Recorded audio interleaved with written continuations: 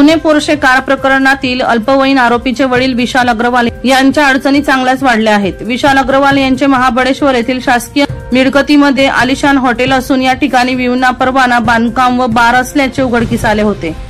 या प्रकरणी चौकशी करून कारवाई करण्याचा आदेश मुख्यमंत्री एकनाथ शिंदे यांनी दिल्यानंतर राज्य उत्पादक शुल्क विभागाने विशाल अग्रवाल यांच्या हॉटेलमध्ये सुरू असलेल्या बेकायदेशीर बारला सील ठोकले। यानंतर शनिवारी यावर बुलडोजर चालवण्यात आला।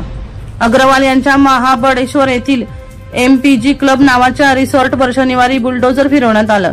याबाबत जिल्हाधिकाऱ्यांनी सुनावणी घेतल्यानंतर या जागेवर उभारण्यात आलेल्या 12 अनधिकृत खोल्या जमीनदोस्त करण्याचे आदेश देण्यात आले होते।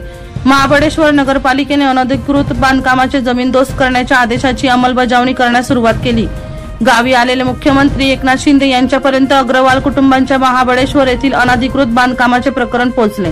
माध्यमांनी या संदर्भात विचारणा केली असता या हॉटेलची चौकशी करून तातडीने कारवाई करण्याचे आदेश जिल्हाधिकारी जितेंद्र दुडी यांना दिले होते। त्यानुसार यावर सुनावणी घेऊन जिल्हाधिकारी यांनी कारवाईचे आदेश दिले होते। लक्ष्मीनारायण वनम यांचा रिपोर्ट, बुलंद पोलीस टाइम्स ठाणे।